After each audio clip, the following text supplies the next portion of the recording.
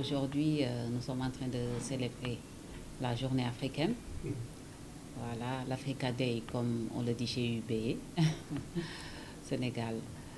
Nous célébrons l'unité africaine, la diversité culturelle, le développement du continent. À cet effet, à l'occasion de cette fête, la Banque organise des concours de tenue traditionnelle, des festivités et des animations culturelles au niveau de pratiquement toutes les agences. Il y a tout le monde qui y participe et chaque agence essaie de relever le défi par rapport aux autres agences. C'est-à-dire, nous essayons tous d'être à la hauteur de nos cultures africaines, à savoir nous habiller en tenue traditionnelle. Chaque personne essaie de représenter une culture bien spécifique. Et là, il y aura en fin de journée des gagnants. Oui, il y a la Convention de l'unité africaine qui a été signée à la date du 25 mai. Voilà, ce qui veut dire qu'aujourd'hui, c'est vrai qu'on est le 23, mais cela n'empêche, on est en train d'anticiper sur le 25. Parce que le 25 va tomber un dimanche et on célèbre pour que ça tombe sur un jour ouvrable afin que le personnel puisse y participer. Comme vous l'avez vu en agence, vous avez vu, il y a certaines personnes qui sont habillées en tenue lébou, d'autres en polar, en manding. Il y a pratiquement toutes les traditions qui ont été représentées. Vous l'avez vu, vous avez un peu fait le tour des agences et ici particulièrement à l'agence des HLM. Vous avez vu le personnel, la décoration. Vous avez vu au niveau des caisses. Elles sont toutes belles avec leur tenue traditionnelle. Et puis, c'est ça l'engagement du personnel à travers cette journée. Et on a l'habitude de le célébrer. Hein. Pratiquement depuis 2009, nous sommes à UBA. Et depuis 2009, chaque année, le 25 mai, c'est célébré. Si ça ne tombe pas un jour ouvrable, on anticipe. C'est international, c'est partout où se trouve UBA, la fête est célébrée et puis tout le monde se met en œuvre pour le succès de cette fête et puis vous avez vu les résultats. Hein? Bien sûr, UBA œuvre pour la jeunesse africaine et comme vous l'avez vu, nous avons la Fondation Tony Elumelu et chaque année, comme vous le voyez, il y a un concours de dissertation qui est organisé au niveau de UBA.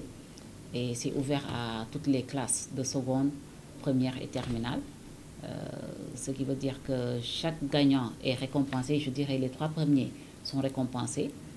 Aussi, il y a la Fondation Tony Elumelu qui finance aussi les entrepreneurs sénégalais, c'est-à-dire ceux qui ont fait une proposition, c'est-à-dire ceux qui sont allés participer à la fondation. Chaque année, il y a 10 entrepreneurs qui sont choisis et qui sont financés à hauteur de 5 millions CFA. Oui, UBA s'engage pour le développement du continent, non seulement rien que par la fondation Tony Elumelu, vous l'avez vu, comme je l'ai dit tout à l'heure, non seulement UBA finance les jeunes, mais aussi les encourage à travers le concours de dissertation que vous voyez. Chaque année, c'est organisé et nous prenons les 3 premiers qui sont récompensés et qui sont même financés, récompensés et financés pour leurs études. Et je crois que ça, c'est rare les banques de la place qui le font. Nous sommes en tout cas fiers de faire partie de l'équipe UBA.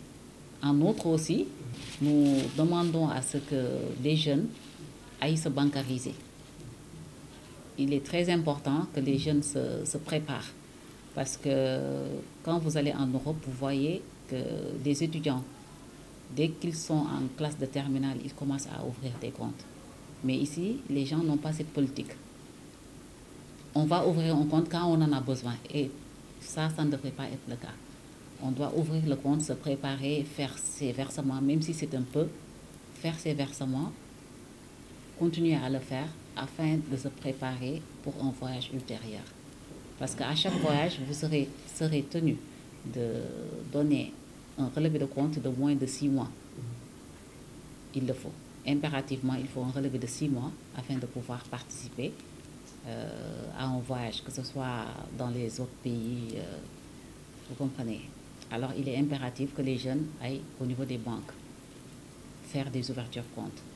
Et je leur propose de venir au niveau de UBA Sénégal parce que nous sommes les plus accueillants et la qualité de service y est. Ok, merci beaucoup, M. Diédou.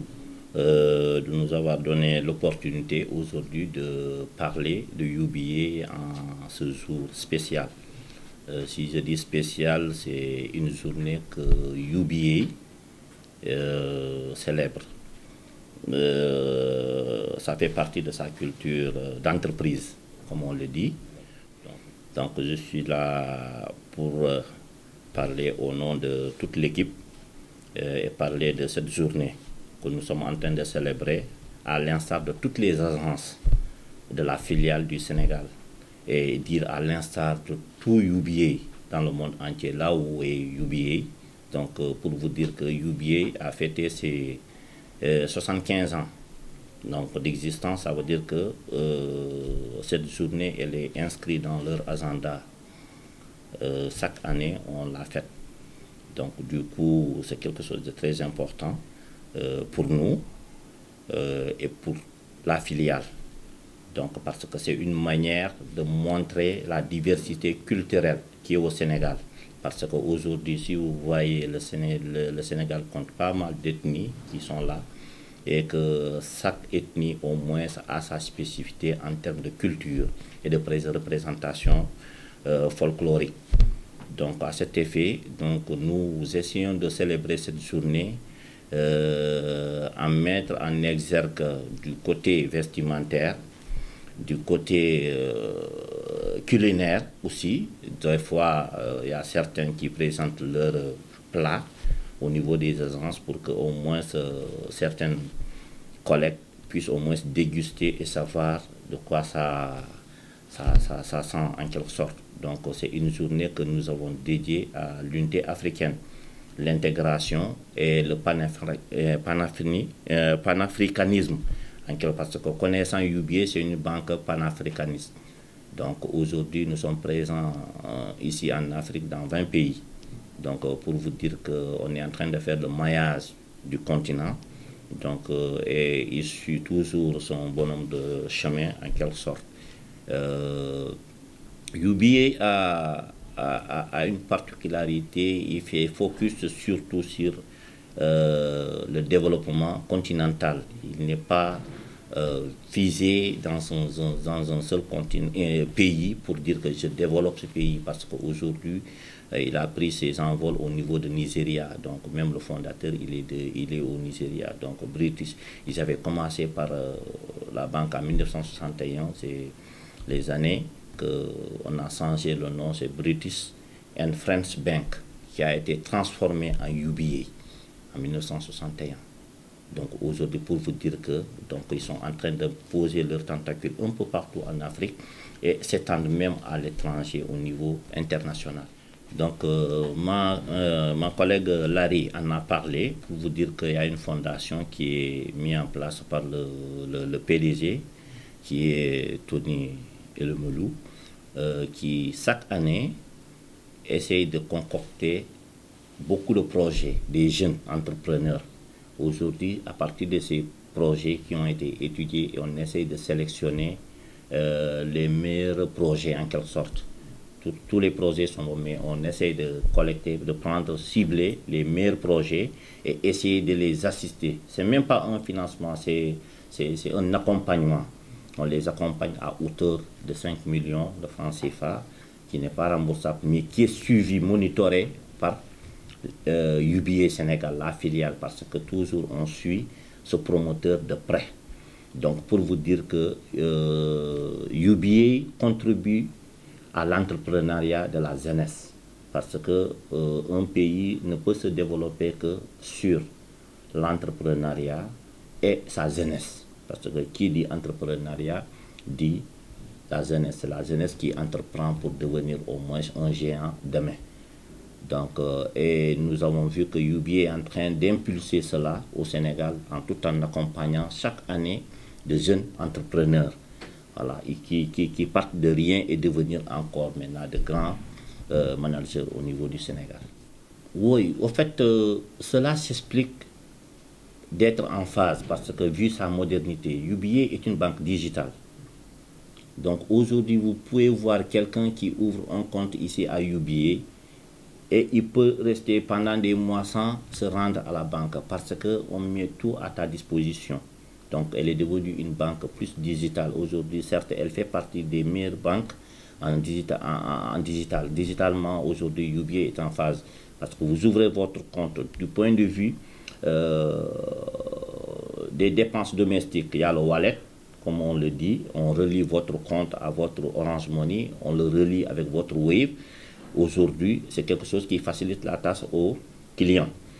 Aujourd'hui, on a, si vous avez un compte, on peut vous ouvrir des portails digital. À partir de votre téléphone, vous pouvez savoir votre solde.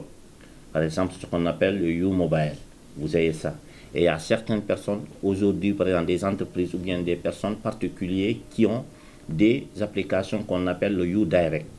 Aujourd'hui, à partir de cette plateforme, ils peuvent faire des transactions de virement de compte en compte, d'une banque à une autre banque. Donc, toutes ces transactions, même dans la sous-région, dans la zone CEMAC, dans la zone UEMOA, ils peuvent le faire. Donc, c'est quelque chose qui est par exemple, UBA, c'est quelque chose qui est devenu une banque.